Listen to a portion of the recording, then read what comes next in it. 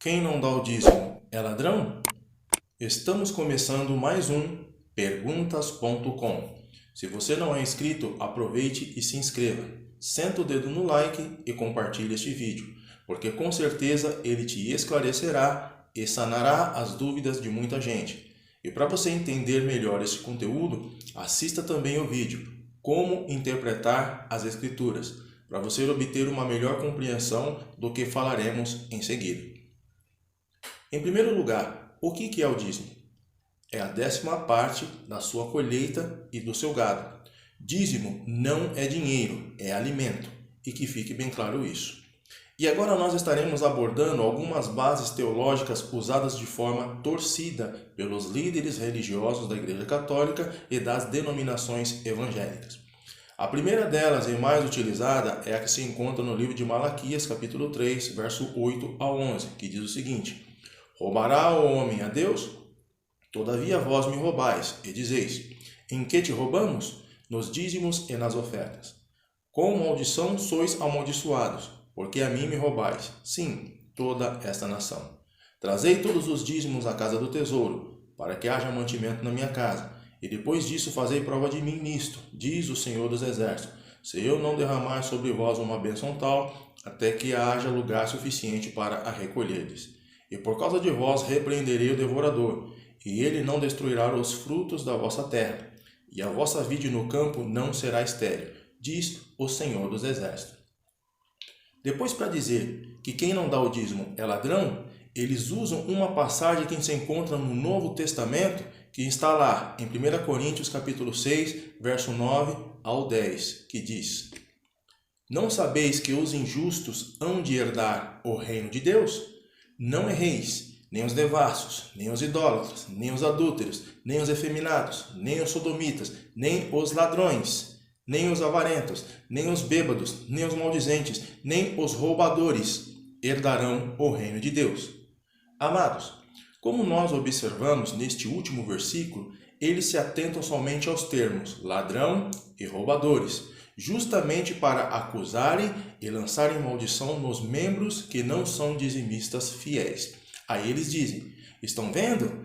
Quem não dá o dízimo é ladrão e roubador, e ladrão não entra no reino dos céus. Irmãos, eu já ouvi pastor dizer que quem não dá o dízimo gasta todo o seu dinheiro com remédios. Tem pastor que tem a cara de pau de dizer que dízimo é um ato de fé, sendo que, na verdade, dízimo é preceito da lei, e bem longe está de um ato de fé, porque, na verdade, ele é um ato de prostituição. E isso, além de ser um absurdo, é uma tremenda heresia. E outro erro grotesco é dizer que o devorador é um demônio, que entra na sua casa, nas suas finanças e mina todos os seus bens, sendo que, na verdade, o devorador é um gafanhoto. Abra sua Bíblia aí em Levíticos, capítulo 11, do verso 21 ao 22, que diz o seguinte: Mas isto comereis de todo animal que voa, que anda sobre 4 pés, para saltar com eles sobre a terra. Deles comerei a locusta, segundo a sua espécie, o gafanhoto devorador, segundo a sua espécie, o grilo, segundo a sua espécie, e o gafanhoto, segundo a sua espécie. Portanto, como nós observamos aqui nas Escrituras, o devorador está bem longe de ser um demônio, e Deus falou assim porque, nos tempos da lei, aqueles que não davam o dízimo, o Senhor dava ordem aos gafanhotos para devorarem toda a sua plantação.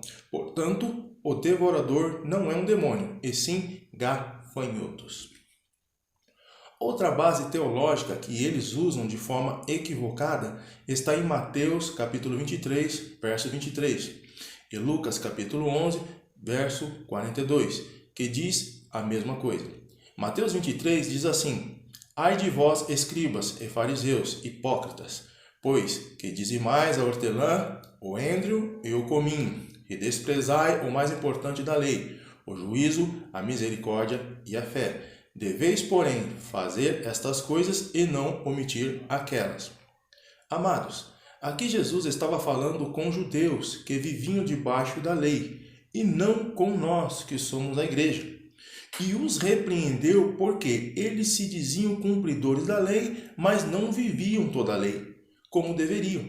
E mais uma vez observamos que o dízimo é alimento e não dinheiro, como expresso no versículo citado que diz sobre a hortelã, o endro e o cominho, que são alimentos e não dinheiro. Mas aí os pastores e padres dizem, mas naquela época não existia dinheiro. Mas a palavra de Deus diz que existia sim, porque está escrito que Abraão comprou uma herdade para enterrar a sua esposa Sara por 400 ciclos de prata. Gênesis, capítulo 23, do verso 14 ao 16. Ainda está escrito que José foi vendido por 20 moedas de prata. Se encontra lá em Gênesis, capítulo 37, verso 28. E como não tinha dinheiro recorrente naquela época? Jesus também deu o dízimo, mas ele assim o fez porque ele veio para cumprir a lei e não para abrogar a lei. Mas após a sua morte na cruz do Calvário, iniciou o Novo Testamento. E a partir daí a lei ficou para trás, dando entrada para a era da graça. Lê em Hebreus, capítulo 9, versos 16 e 17. Portanto, esses líderes católicos e evangélicos têm que criar vergonha na cara e parar de enganar os coitados dos membros, porque o que eles vêm fazendo, na verdade, é comer a lã dessas ovelhas. E como lobos e cães gulosos, só pensam mais no seu ventre do que nos interesses de Deus. Aí eles dizem, mas como o templo vai sobreviver sem os dízimos? Em primeiro lugar, após a destruição do segundo templo, que foi profetizada por Cristo, na sã doutrina a gente não vê apóstolos instituindo templos novamente.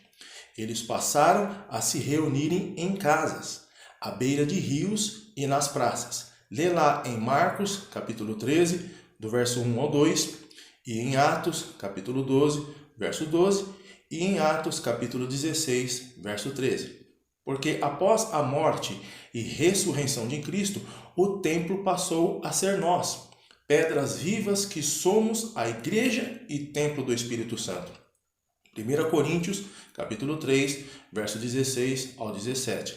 E se ainda teimam em querer levantar e manter templos, eles têm que se manterem através das ofertas dadas de acordo com a prosperidade de cada um, e não por imposição de dízimo ou de ofertas forçadas já com valores pré-determinados para a doação, como nós observamos algumas denominações fazerem sobre o pretexto mentiroso de campanha, que na sua maioria tem por finalidade a arrecadação de dinheiro somente. 1 Coríntios, capítulo 16, verso 1 e 2, e 2 Coríntios, capítulo 9, verso 7. Outra passagem que eles usam de forma distorcida se encontra no livro de Hebreus, capítulo 7, verso 2, que diz o seguinte: a quem também Abraão deu o dízimo de tudo, e primeiramente é por interpretação rei de justiça, e depois também rei de Salém, que é rei de paz. Aí eles dizem que o livro de Hebreus pertence ao Novo Testamento, e por isso, como Abraão deu o dízimo, é para todos os membros darem também. E isto é heresia.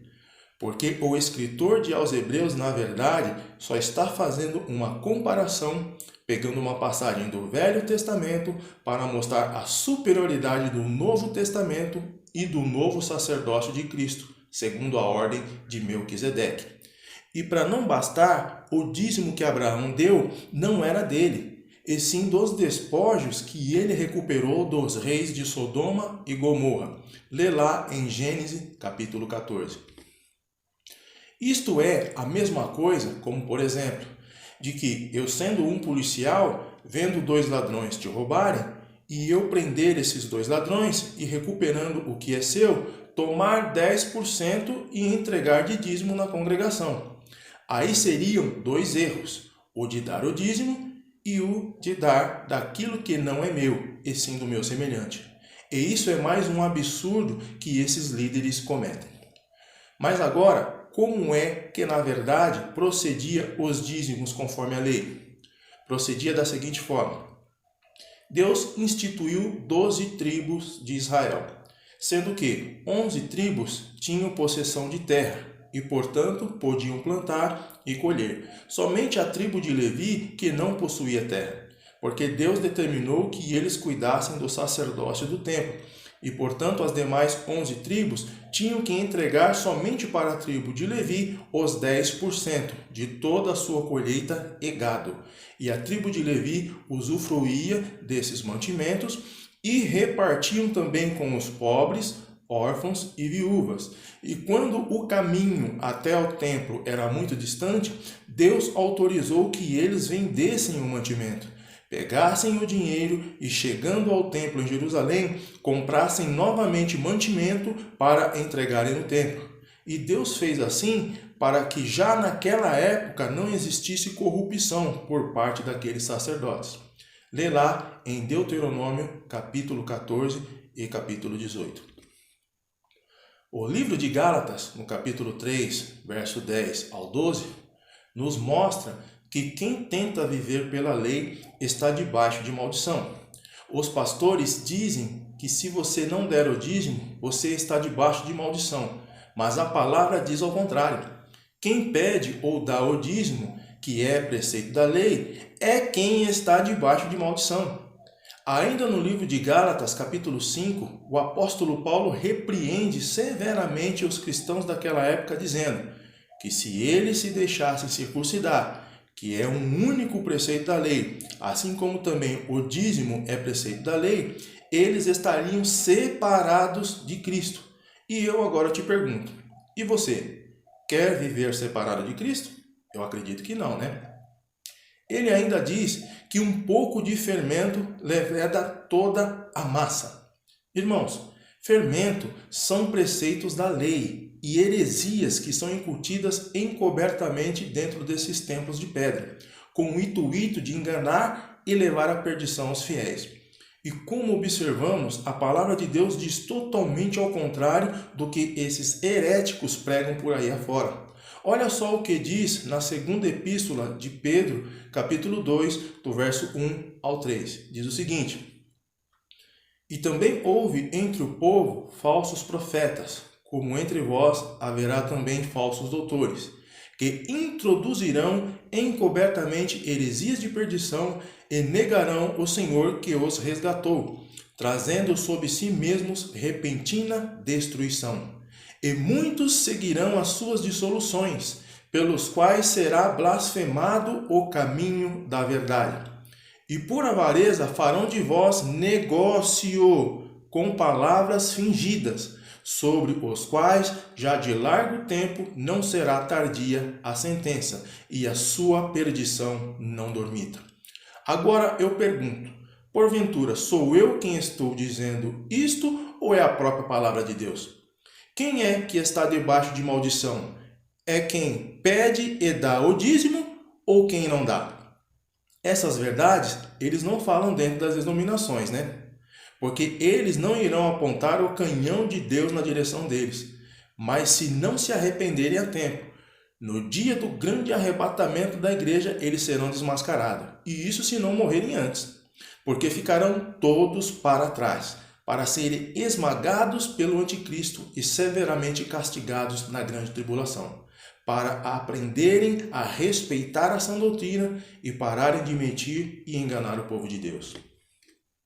Quanto a estes, a palavra fala bem a respeito. Eles são os nicolaítas, uma hierarquia predominante que ensinam heresias no meio da igreja. Veja como Jesus os classifica em Apocalipse capítulo 2, verso 6. Obras dos nicolaítas, as quais eu aborreço. Essas são as palavras de Cristo e não minhas. Portanto, você, meu irmão, acorda e tome uma atitude contra essas heresias, porque o fim está próximo. E Deus nos chamou para sermos ministros de um novo testamento, porque o velho ficou cravado na cruz do Calvário. 2 Coríntios capítulo 3, versículo 6. Ainda está escrito que não devemos deitar novo remendo em remendo velho. Mateus capítulo 9, versos 16 e 17. Porque não combina o velho com o novo testamento. Ou você segue o novo sacerdócio, ou você segue o velho. Não tem como servir a dois senhores. Ou você serve a Jesus ou a Moisés.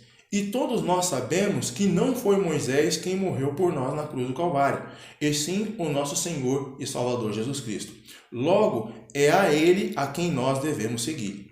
Aquele que tenta viver por algum preceito da lei comete prostituição. Isso é a mesma coisa de eu, sendo a noiva de Cristo, ir até o vizinho e me deitar com ele. O vizinho representa a lei e as heresias que são pregadas dentro das denominações. Portanto, sai fora dessa Babilônia e suas filhas e desses enganos. Não se torne cúmplice e culpado dos erros desse clero. Vigiem para que ninguém tome a sua coroa. Fiquem com mais essa mensagem no seu coração. Se você gostou desse vídeo, inscreva-se, curta e compartilhe. Esse foi mais um Perguntas.com. Fiquem na graça e na paz do Senhor.